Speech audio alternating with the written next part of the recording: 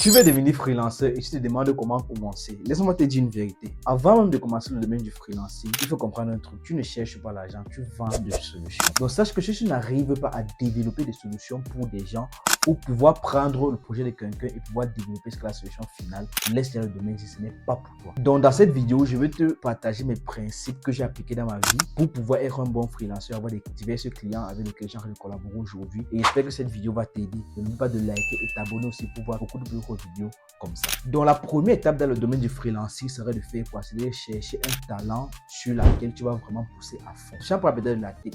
Vous devez comprendre qu'il y a divers domaines. Il y a les développeurs front-end, les développeurs back-end, les développeurs mobiles. Et si tu veux encore entrer dans la profondeur du truc, il y a les développeurs front-end qui ne font que dans React. Il y a les développeurs front-end qui ne font que dans Angular. Dans le mobile, il y a les développeurs qui ne font que dans Flutter, les développeurs qui ne font que dans React. Parce que moi, je veux te conseiller, c'est quoi? C'est de prendre un domaine où tu sais que tu vas devenir un expert. Car avec un domaine clair où tu te spécialises, tu auras une facilité à ce que les gens vont te recommander car ils vont te reconnaître sur un truc. La deuxième étape serait de créer un portfolio. Et quand je parle de créer un portfolio, c'est là, je ne parle pas juste de partir sur le net, tu fais un truc avec le mobile et tu mets sur Vercel ou quoi. Non. Je te demande vraiment d'aller jusqu'à créer des projets fictifs. Parce que vous devez comprendre, les gens ne te connaissent pas. Ils ne connaissent pas ce que tu peux faire. Donc, si tu es un développeur mobile, place toi-même entre 2 mois et sais pas, je te dis, ok, je vais développer 2 applications que je vais mettre sur Play Store. Et pousse vraiment tes compétences, pousse vraiment les fonctionnalités sur ces 2 applications. Comme ça, quelqu'un va te contacter directement, tu envoies tes App Store et voilà, c'est ça. Quand quelqu'un va voir que tu as déployé 2 applications sur l'App Store, directement, il va te contacter. Le troisième point, ce serait de structurer comme une organisation. Je vois beaucoup de freelanceurs que tu les contactes aujourd'hui, tu dis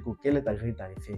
Ils n'ont pas. Quels sont tes quotas? Ils n'ont pas. Quelles sont tes heures de travail? Ils n'ont pas. Est-ce que tu as des documents branding comme des documents de contrat, des invoices et consorts? Tu n'as pas. Donc, vous devez comprendre une chose. Si tu es freelanceur, tu es une entreprise. Donc, professionnalisme, toi. Crée-toi des contrats, crée-toi des formats de invoices, c'est-à-dire des formats de factures. Ça montre un certain professionnalisme et ça va aussi te permettre d'avoir beaucoup de clients facilement. Car quand la demande va venir, tu ne bégayes pas, tu es pro et directement on te valide. Après, c'est là la quatrième étape pour être un bon freelanceur et vraiment la plus importante serait de maintenant communiquer. Essaye de communiquer, entre dans ton réseau, pas sur les plateformes comme LinkedIn. Essaye de partager ce que tu fais, essaye de partager ton expertise. Viens sur TikTok, crée des contenus, comment tu développes des applications, car c'est grâce à ça que les gens vont te connaître. Donc ça, c'est vraiment l'étape où les gens se butent. Et je connais les gens qui ont fait les 3 étapes que j'ai fournies là. Mais si vous n'arrivez pas à faire cette étape-ci, sachez que vos compétences ne vont servir à rien parce que personne ne va voir vraiment votre valeur et on va seulement vous regarder en fonction de la première impression que vous allez donner.